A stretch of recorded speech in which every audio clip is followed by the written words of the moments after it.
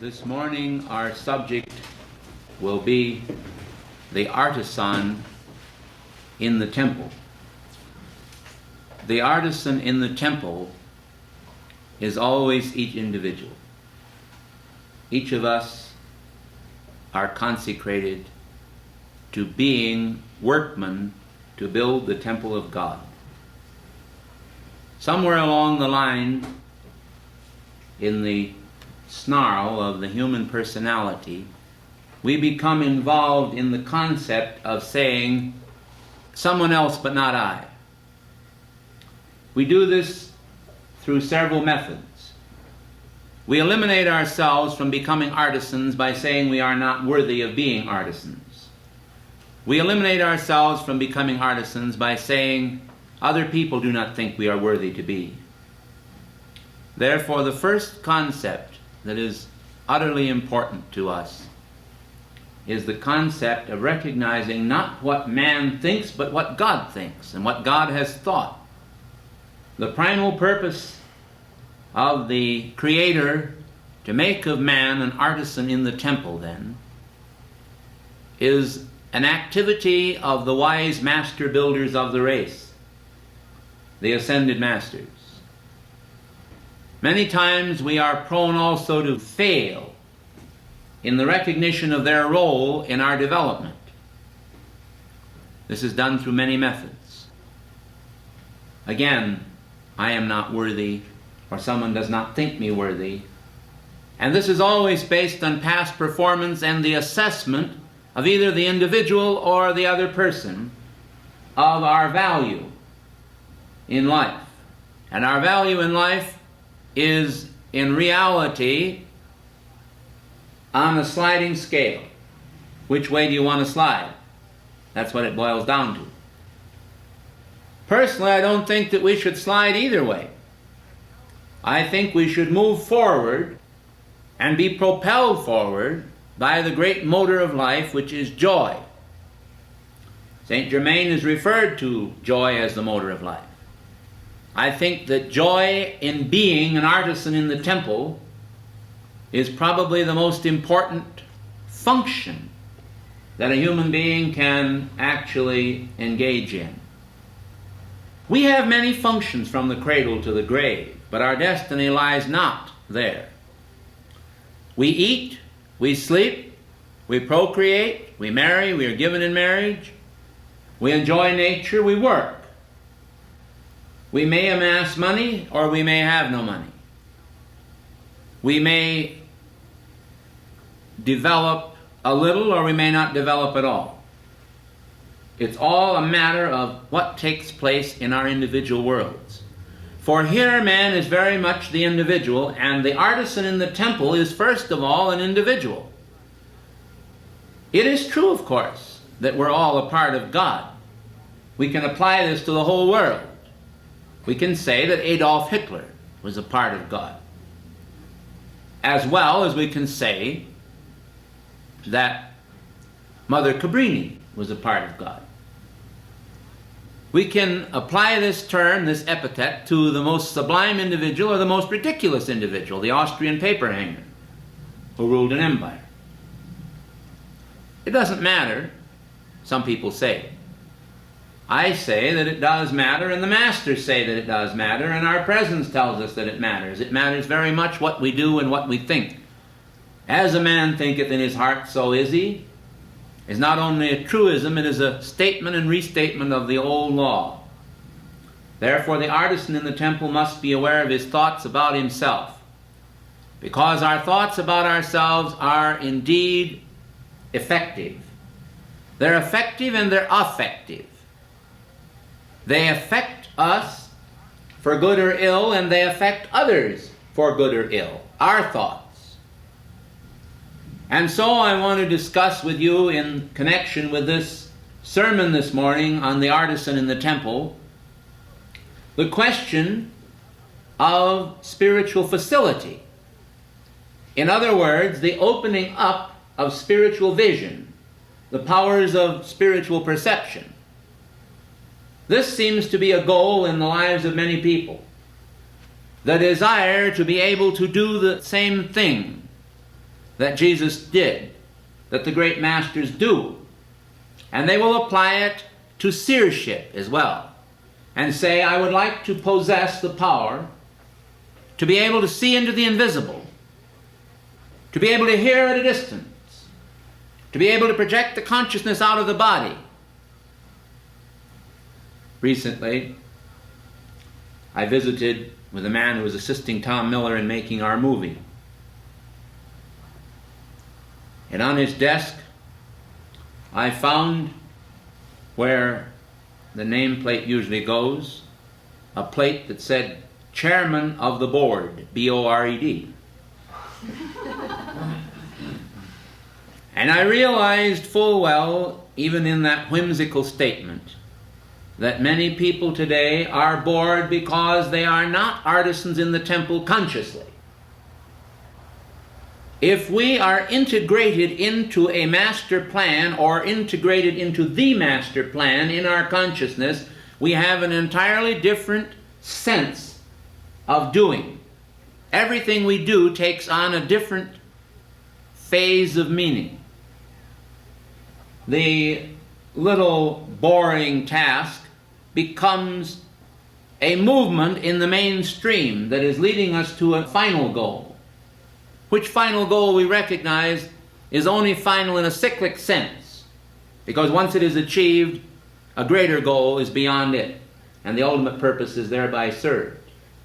But now we return to the thought, the very key thought about the artisan in the temple, the thought of opening the centers, the thought of having spiritual perception. They say that knowledge is power, and whereas physical knowledge and material knowledge has always been considered to be power, thus we have secular education, spiritual knowledge, or seership, the ability to be able to see at a distance, to possess psychic faculties, seems to be a premium in the consciousness of people today who feel that once they have this power, they have achieved the ultimate. I would point out today, in the name of El Moria and at his request, the grave dangers attendant upon the opening of the centers prematurely, and the great good fortune that comes to people who do not open the centers prematurely. Long ago in a lecture I gave, I referenced the concept of, thank God you cannot hear the footsteps of a fly. And this is very important. Because if we had a magnification per se in our hearing, making it so keen and acute that we could hear the moth consuming our garments in the closet, and everything were to manifest in a similar scale, we would often find that life is deafening to us, even physically. And we would not live in a world of peace or quiet even in our sleep. We would be constantly disturbed by this super hearing. So you see, dramatically we can reveal to you the blessedness of tempering the wind to the shorn lamb. Now then, let us deal with the problem of the opening of the centers prematurely from the Master's vision, and from what is right and what is real and what should be, rather than what is. What should be is the ennoblement of the character. This means taking on the vestments of the Master.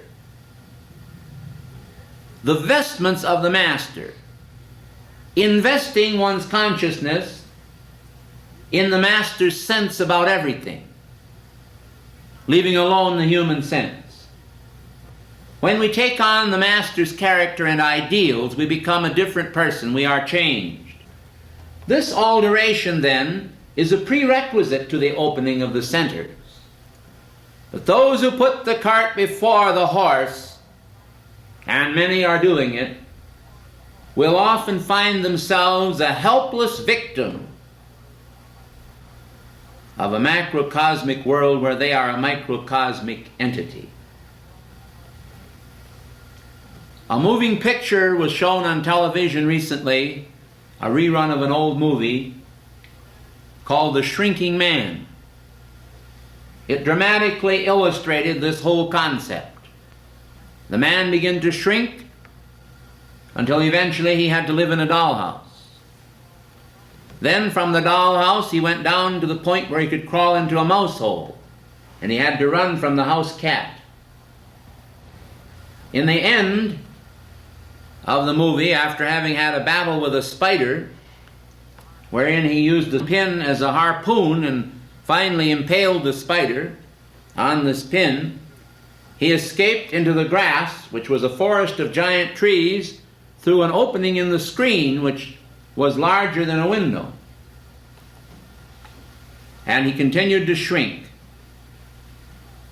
And as he looked out there in the grass and the whole universe and at the stars, he said, in reality, all is a matter of relativity. So he felt he was going into an infinity within, as well as if he had become one who continually enlarged, the enlarging man. Because after all, he found that he had all of the faculties of consciousness when he shrunk, you see. Now, what I'm trying to do this morning is to illustrate for you,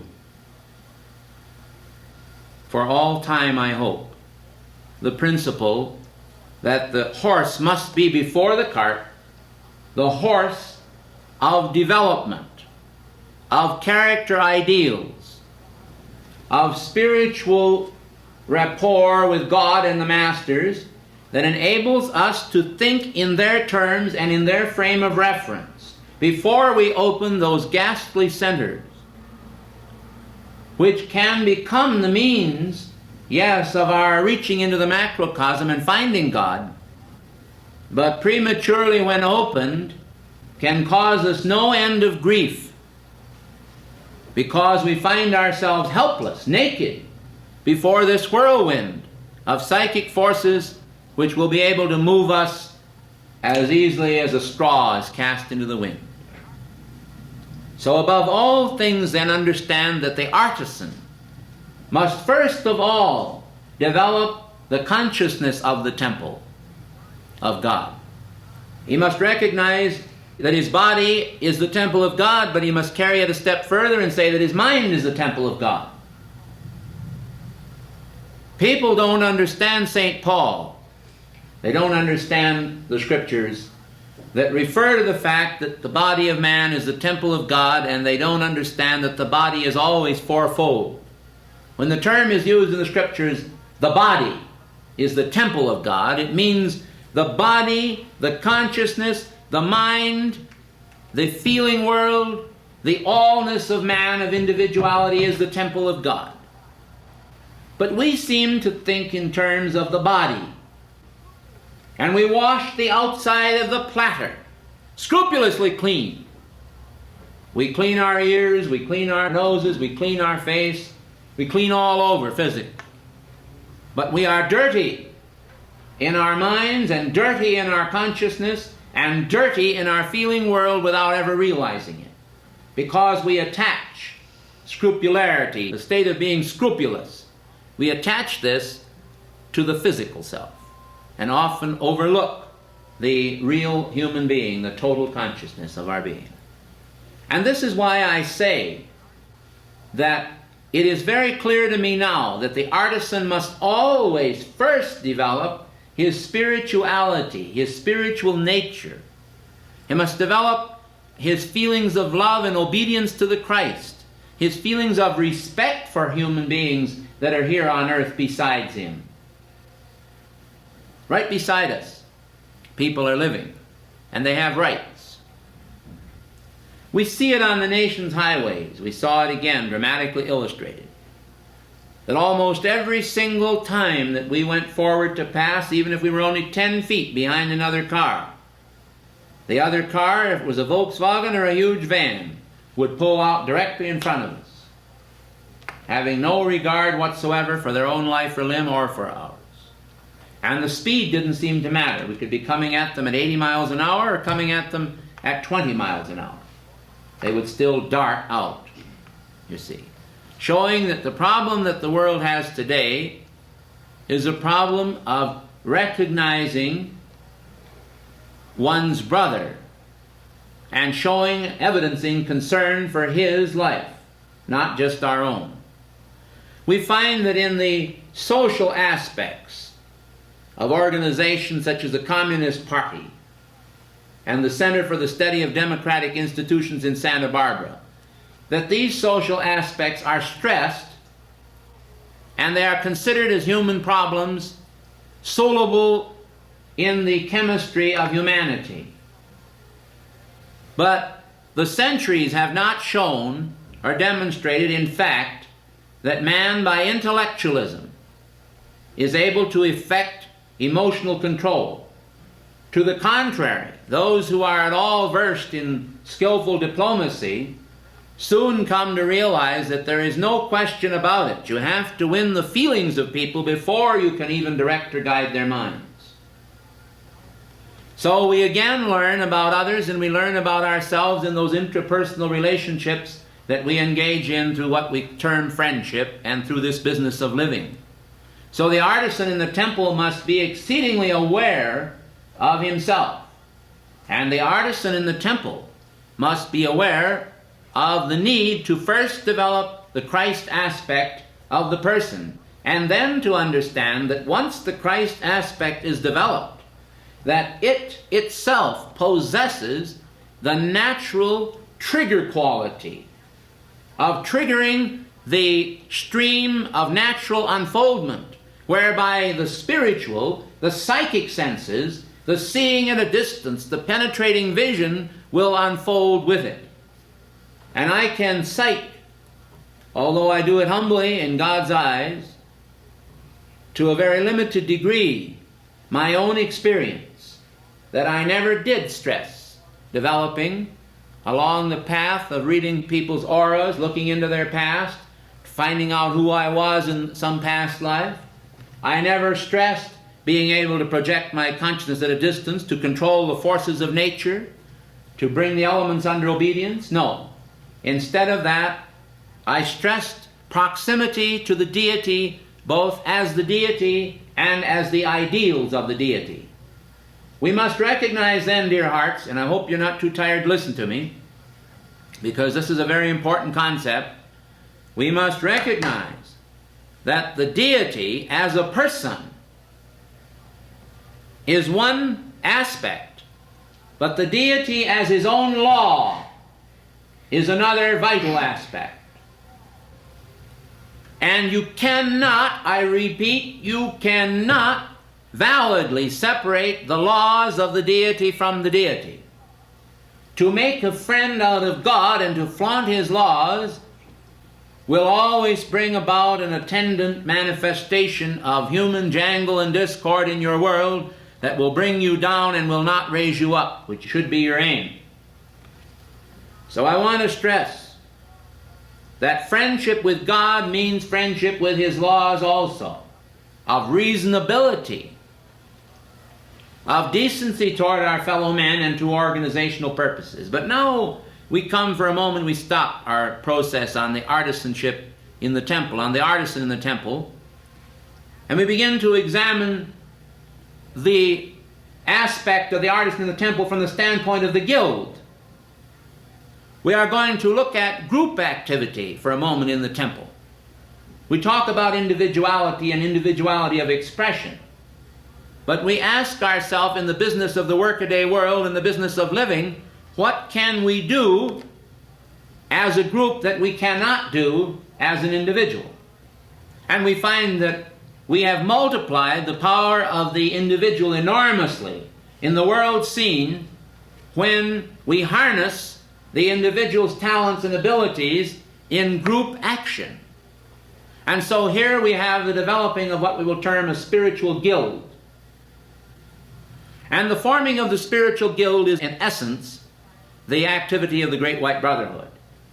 You might apply it to the Summit Lighthouse as an organization and say that we are members of the guild, that this is our guild hall, that we are artisans in the guild, or workmen in the Lord's temple, that we are a part of the building of the temple in this age. This epoch is ours. that our energies are ours. Now, what we do with those energies, what we do with our lives, how much we contribute of meaningful activity to the aspect of the guild, and hence to the manifestation of the total culture, which I will bring out is the Great White Brotherhood. In other words, the Great White Brotherhood represents the culture, the guild represents the summit, and the artisan represents the individual summiteer, a member. Unless we have some developed sense of this, and a realization that we cannot put now the cart before the horse, and develop some superseership which seeks to evade responsibility by making us possessed with a capacity which we do not really have, thus fooling ourselves. We have to cast this aside. Instead of that, we must face up to reality. I suspect that this last statement may not have been fully grasped by all of you, so I would like to point out that there is a tendency toward spiritual sloth on the part of practically everyone. Thus, we must equate the scriptures that Jesus brought out with the subject matter at hand, and remember that his words must, in this case, be taken literally, as in many cases they should, where he says, "The Father worketh hitherto, and I work." I think that if you can take people out on the lawn and then have them weave garlands of flowers and dance around and play little games, that they would expand enormous quantities of energy most happily and give that energy happily. But when that has to be employed in the aspect of work, then we find sometimes that the artisan balks at the fact that he must work. And therefore, we come around to the subject of the Father working hitherto and I work. In my discussions with the masters, I have learned that their service after the ascension is enormous. That after they pass through the change into the higher octaves, that they just begin to work. And at that level, they have a distinct realization that would not come to us ordinarily of the terrific problems encountered in the building structures that human beings have created in consciousness in the electronic belt and in the four lower bodies.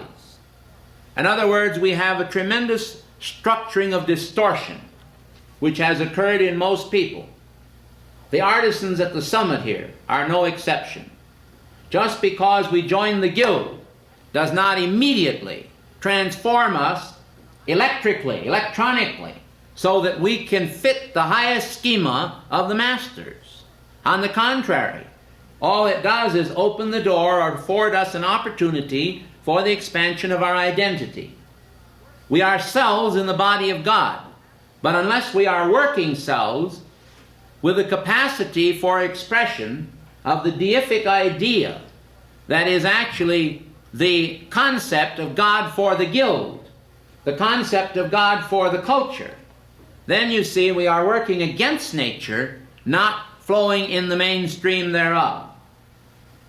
Now, this particular talk that I'm giving to you was prepared by Master El Moria and placed in my consciousness in order to acquaint you with the fact that there is a meaningful structure existing here, but that the power to enhance the structure lies within the hands of the artisan.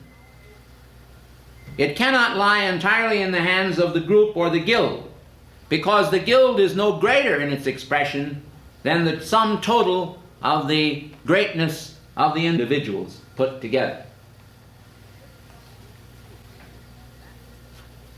At this point, we introduce that which is not new to us, but still has to fall in the category of the eternally new. The idea of an ever new presence of order.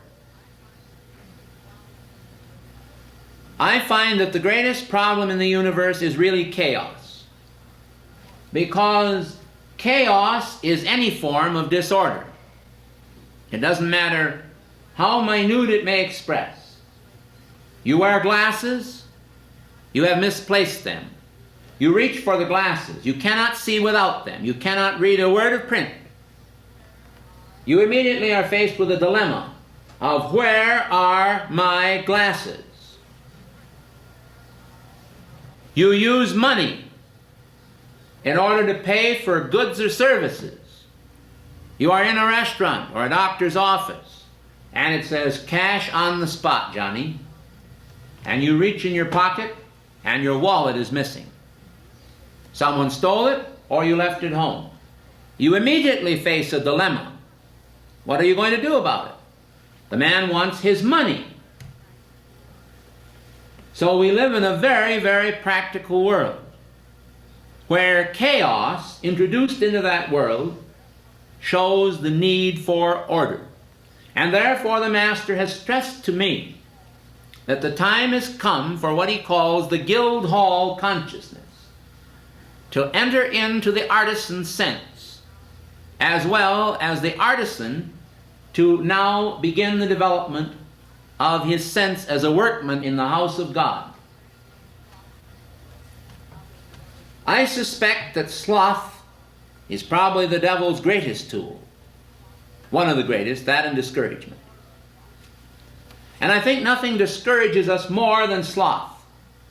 I am not applying, nor is the Master implying, that we have sloth here. He is merely pointing out that there is a tendency toward sloth as there is a tendency toward gravity. And gravity and sloth are almost hand in hand. A state of consciousness that wants to work in the Master's temple as an artisan, to be a part of the guild, to assist and contribute to its greatness, to the Guildhall greatness, must recognize that his natural tendency from the human level, not the divine level, is to have the gravity of sloth tending toward chaos in his world. It takes an effort to think and have a place to keep your glasses, to have a place to keep your wallet, to have a place for everything with everything in place. It takes an enormous amount of thought and planning to actually furnish a house or to buy groceries for a given period of time. Tasks that seem very simple are actually colossal when they're multiplied numerically. And therefore the problems, the logistics of the whole world complex are today staggering to the imagination. Is it any wonder then that the benefits of computers was given to our society? And actually, if you will only think of it that way, when you order your life, you are utilizing a giant computer. You are using the whole facility of being, of self, to produce a wanted situation of order in your life. Now, I regret very much that I have to take your time for this discussion if I bore any of you. But I assure you that the Master has said that this is a very important message. Just because it may have the earmarks of the obvious about it does not mean it is not important.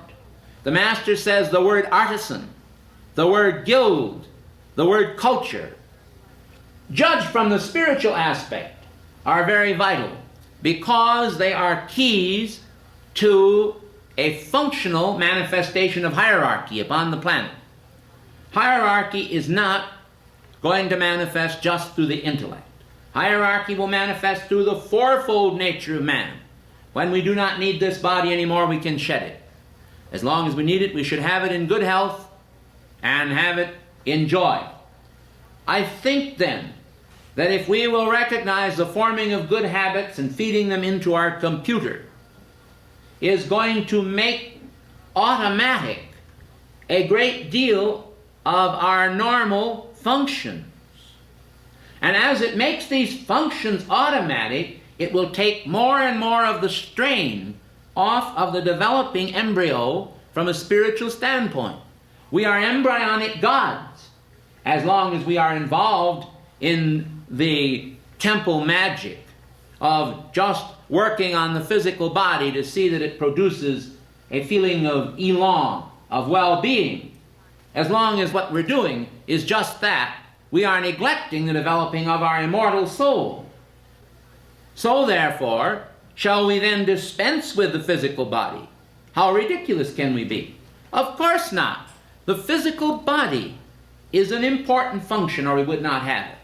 But don't make it any more important than 25% of the business of living. Take the mind and make it a separate thing, if you will. But always realize the four functions of the four lower bodies must be integrated into the square. And eventually the square, when the physical form is no longer needed, becomes a triad, a triadic manifestation. But it is always three that agree in one. For in reality, what is most important to us is our state of consciousness. Consciousness is capable of absolutely manifesting a state of bliss. And bliss is the natural divine state when that divine state is free from the sense of bliss and enters into bliss in a natural manner. So long as a person is seeking bliss for the sake of enjoyment without the actual honoring of the Creator, by understanding that they are expected to manifest His nature, they are falling short of the mark. Some people say, I just love to give decrees. Others say, I don't give a fig for decrees, but I do it. The point is, we should neither be doing things because we enjoy them or because we do them from a sense of duty, but we should do whatever we do as artisans to God, as a part of the whole noble process. You take, for example, Leonardo da Vinci and his sculpture. We understand that he first drew in charcoal the anatomy of the perfection he sought to express. The charcoal image was lacking in the glamour of the finished product. The things that we have to do in order to prepare the groundwork for our finished product, our divine self to manifest, may sometimes seem laborious, even lugubrious, heavy. But when we forget the self, when we enter into the state of the order and natural perfection of the universe, and see that as we manifest that order and perfection through our consciousness, the social consciousness, the religious consciousness, the sense of self, all put together, we are making great possibilities of change in our realm of purpose, the realm of the individual's purposes. And we are allying or aligning these changes with the perfection of God. Now, if we do not do this, the whole process may be incomprehensible to us. For it is in the doing that we are actually seeing, and this is what was meant by the statement, for we shall see him as he is, for we shall be like him. It is a matter of the artisan becoming the image of the master artisan. And oh, what tremendous joy the artisan can develop as he becomes imbued with the natural joy of the master artisan. The guild then becomes the brotherhood of man. The culture becomes the cosmos. It is a constant expansion. And it reminds me of that little grains of sand, many drops of water make a mighty ocean or a mighty land. We are often caught in the jaws of the trap that says, you're not making any progress. What's happening to you? You're just doing this and you're doing that and you're not getting anywhere. This is the case of our failures to see. And I think that we sometimes feel that if we ourselves only had enough spiritual vision, we could penetrate the opacities that surround us. We could somehow or other trace the realities of self and bring them into view. And this is the greatest fallacy there is, because we first must bring forth the character from the unseen. Blessed are those that believe and have not seen. Blessed are those that believe and have seen, but more blessed are those that believe and have not seen. You see, we must have the faith. Faith is the substance of things hoped for, the evidence of things not seen as yet. We must function from the level of faith by realizing that God is a rewarder of them that diligently seek Him, by realizing that His laws are just, that whatever good things we do we will receive, as evil will be received or returned to us for recompense. We must recognize then that the greater order we can produce in our individual life, whether it be the rearrangement of the cards in our wallet or the rearrangement of our pocketbook for greater ease in serving our needs, or a kitchen cupboard, or a desk drawer, or a work position, or a garden for better harvesting and planting. Whatever we do to produce order in our world is a part of the macrocosmic scheme, even though it is involved in the most intricate microcosmic miasma.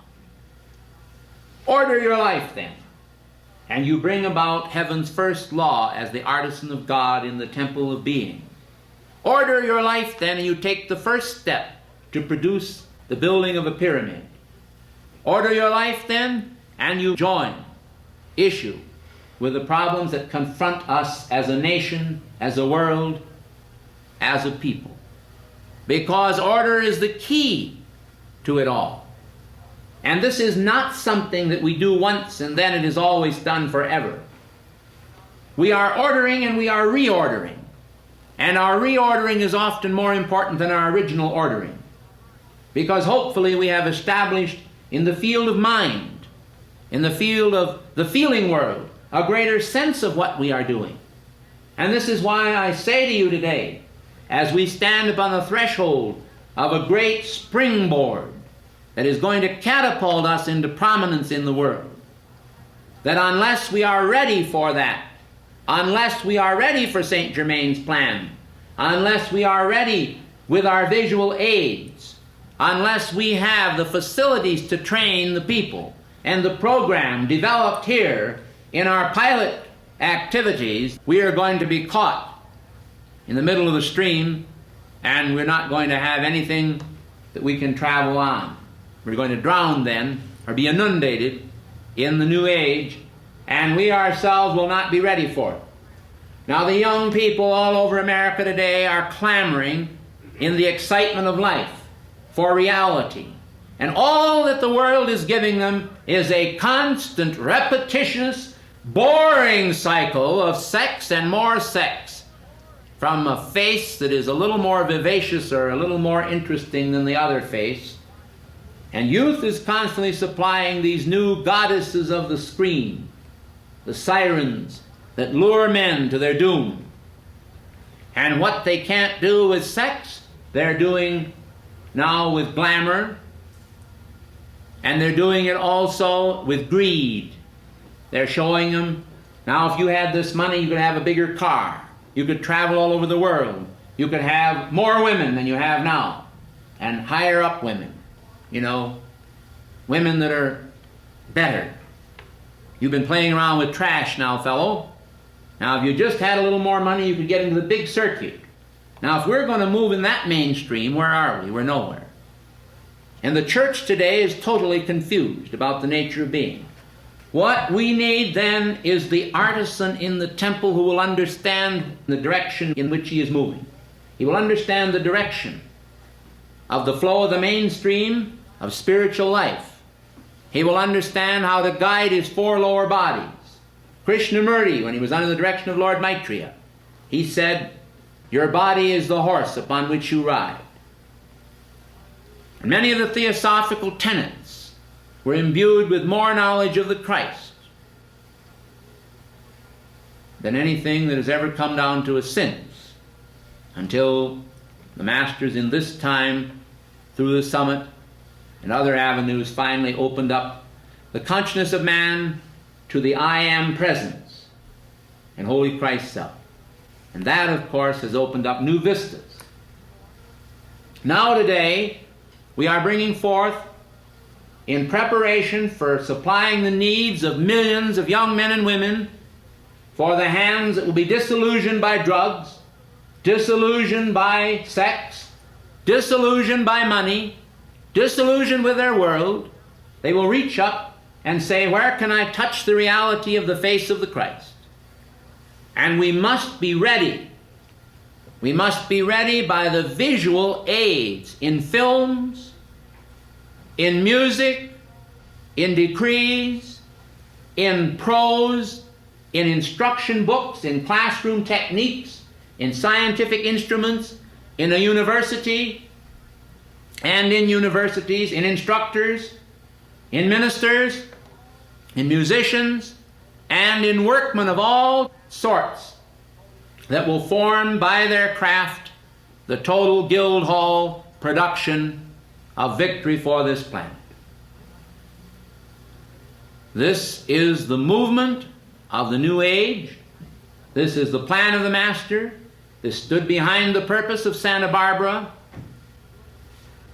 And when I recently stood in Santa Barbara and I saw the arch that was not the Arch of Triumph, because against it leaned a broken, over and bent old gas pump from probably 1925.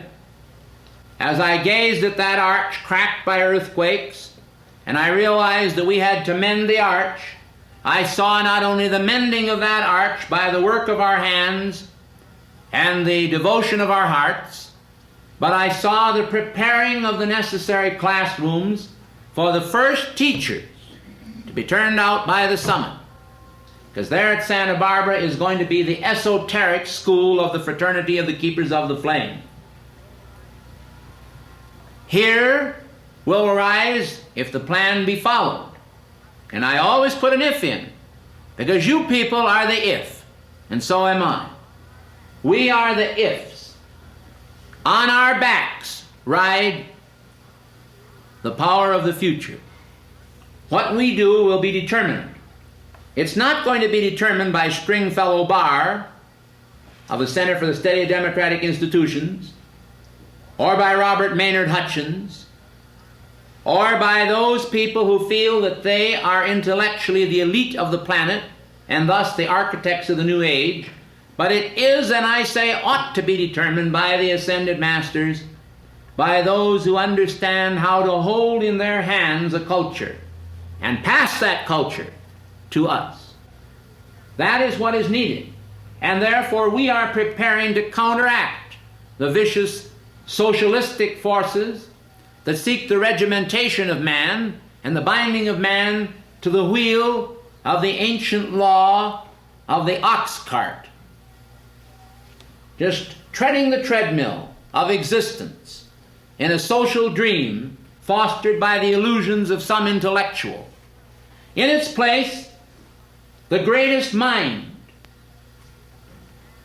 of the ages that will span the beginnings and the endings of vast cycles beyond comprehension, the mind of God, comes to us the vital intelling of the realities of not only the microcosmic man, but of the macrocosmic world. The whole of it all, in all of its interesting panorama of variety, is all manifest on the screen of consciousness. And it is not a harbinger of doom, but a manifestation of vitalized hope, because it sings to us a song, the song that could almost be called a lullaby of the Mother of the World, that the Mother of the World seeks to rock in her arms. The infant humanity that today are gazing upon human illusion and divine reality and cannot tell the difference. Our role is to expound upon the realities of God and expunge from society the darkness, the confusion, and the pain that have brought so much blight into manifestation temporally We will replace it in the name of Almighty God by His grace and His reality. Do you have a part in it? If you do, then nothing else is as important.